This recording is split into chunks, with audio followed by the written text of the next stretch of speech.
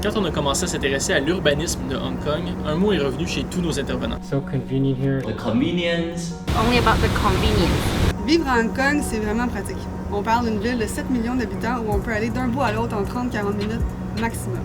Mais derrière cette aisance de déplacement se cache en fait une compagnie évaluée à des milliards de dollars et financée en partie par le gouvernement.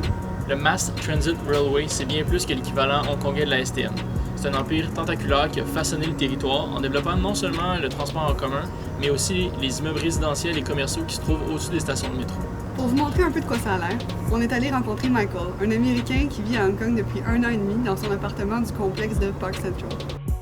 My name is Michael Takeuchi. I'm originally from the States, born and raised, California. I've been here for a year and a half. It's so convenient here. There's so much to explore, and it's almost like a hub for the rest of Asia, the world.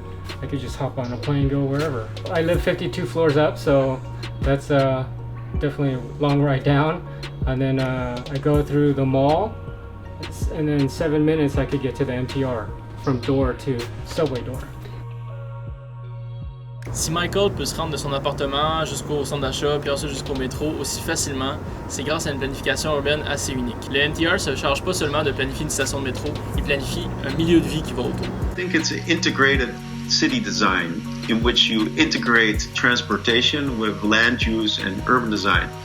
So instead of seeing the transportation system separate as the urban development or the buildings, it's really seeing them as one interconnected system. And when you do that well, then you can really achieve a level of convenience that's quite special. Ce qui se passe dans le cas de Hong Kong, c'est que le MTR est non seulement une société de transport, mais agit aussi comme développeur immobilier. C'est comme si, en développant les stations de la ligne bleue, la STM prévoyait non seulement les stations, mais aussi les appartements puis les centres d'achat qu'elle a poussés tout autour. C'est là que réside la force du modèle de développement de Hong Kong. C'est un modèle qu'on appelle le RNP, ou Rail and Property. Le gouvernement donne au MTR le droit de construire une station, puis ensuite, quand celui-ci veut développer le bout de terrain, il paie au gouvernement une prime foncière qui est en fait une taxe à rabais. Et ensuite, il peut développer comme il veut, soit en s'alliant avec des développeurs ou en faisant le centre commercial, les bureaux ou les immeubles résidentiels par lui-même. Les retombées économiques des projets profitent donc aussi au gouvernement, qui est actionnaire majoritaire du MTR. En capturant les profits sans s'exposer aux risques, comme la construction d'un nouveau centre d'achat, et n'ayant pas à attendre le financement du gouvernement, le MTR profite de son monopole public pour être indépendant. Ça fait un système de métro qui peut s'étendre rapidement, qui peut densifier efficacement et surtout faire des profits. Le MTR se vante de revenus de 1,9 milliard de dollars en 2018 et c'est en fait un des seuls systèmes de métro au monde qui soit profitable. C'est complètement à l'opposé de la vision nord-américaine en termes de financement du transport en commun, mais aussi de densification urbaine. Le meilleur exemple, nos banlieues et les centres d'achat qu'on y trouve. So after the Second World War, about 1/3 of the population gradually moved to the suburbs. And as they moved into kind of single-family homes away from apartments in cities, they realized that there could be a new type of building that would cater to this lifestyle of car-oriented living that had a lot of parking and a sort of one-stop shop where you could buy anything you wanted. And this new building typology was the mall. Yeah. So that was invented in the 1950s. By an Austrian immigrant called Victor Gruen. Notre ami Victor Gruen voyait les centres d'achat comme un antidote à l'étalement urbain. Il pensait ça, lui, en tant qu'Européen, comme un genre de centre-ville où les gens pourraient réavoir l'idée d'un centre communautaire, de quelque chose pour la vie sociale, où il y aurait, en plus de centres commerciaux, tous les services, dont des bibliothèques et des soins de santé. And obviously what happened was precisely the opposite. It helped fuel the suburbanization and isolation that he was trying to counteract.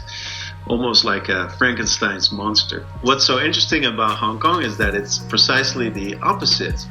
It's much more closer to his original intention. La densification urbaine de Hong Kong contribue donc au succès des centres d'achat. Now it is the golden age of the shopping mall in Hong Kong. Lui, c'est Vincent Fock, professeur de marketing à la Hong Kong City University. Unlike the people in the West, not too many people drive to the work or to the school. Actually, most of them take the metro, take the underground, take the MTR. So before they can go to work or go to school, they need to pass through the shopping mall. Whenever they come back, they need to pass through the shopping mall. More exposures, that means more chance, they're being stimulated by the windows or by the sale message or by the convenience by the salespersons, whatever. So it is very easy to get overconsumed. You can say that it's conditioned in many ways. It's conditioned by enticing people to spend, but it's also air conditioned and it's lit space. So the city doesn't pay for this, right? For the maintenance, the city doesn't pay for the electricity, the lighting. But at the same time, you can't protest there or do the activities you'd normally do in regular public spaces. So it does come with strings attached. It's big. I don't know what else to say. Quand les étudiants ont pris la rue en 2014 dans ce qui allait devenir la révolution des parapluies jaunes, les protestataires ne savaient pas où se rassembler par manque d'espace public où aller. C'est entre autres à cause de ça qu'ils ont commencé à manifester dans les boulevards et les autoroutes de Hong Kong. Underneath the government building is already the road, like for massive traffic between Wan Chai to Central. So people just start gathering there and then exhaust the space. On a parlé à des représentants de la Hong Kong Public Space Initiative, Anthea Chong et Cannon Wong. Ils nous ont rencontrés dans une place publique qui trône au-dessus d'un centre d'achat, qui lui-même trône au-dessus d'une station de métro, la station Kowloon. Et tout autour, il y a des immeubles d'habitation qui abritent plus de 40 000 personnes. Leur organisme tente de forcer le gouvernement à imposer des règles plus strictes quant au design des places publiques privées. When we walk around here, there's no benches for us to sit. You can only pay for a coffee and then you can enjoy the outdoor space. So there's just no restriction behind. So if they don't follow, is there any consequences they need to face? But there's no consequences behind. So it's a big problem about the guidelines. There's no course to do. Yes. Hong Kong and housing, everybody would immediately relate to like small housing, small spaces. So I think that echoes that. That's why the public space is also a very important issue. That if we can already enjoy the spaces outside as well as we enjoy the space that we have, which is very tiny, I think it's a very important topic for us to really let people in Hong Kong to be aware that actually the public space, they also entitled to enjoy it. And what about the MTR? We are in an MTR property right now. Yes. So what's the status of the MTR? The MTRC, the NDC is the stand for corporate. Okay. So indeed, this is like the company operation model. But then because it is a listed company, so it can be traded in the shared market. But then the most important is because the large shares is by the Hong Kong government.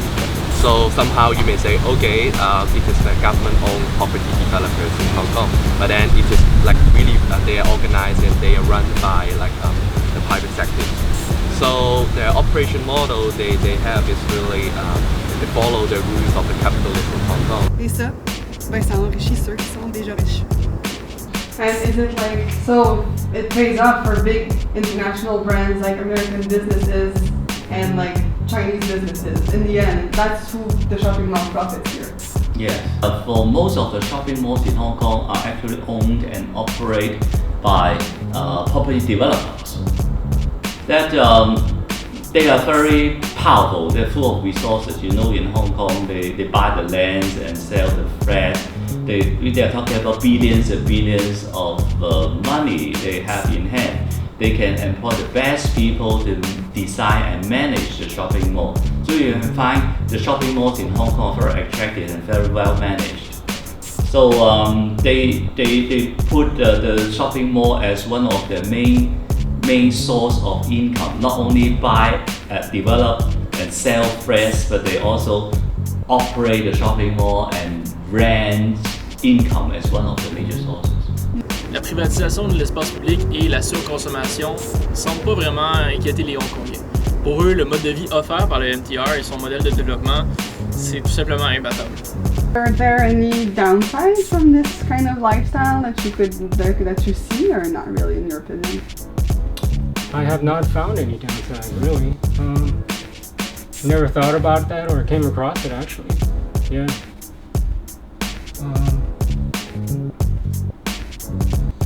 No.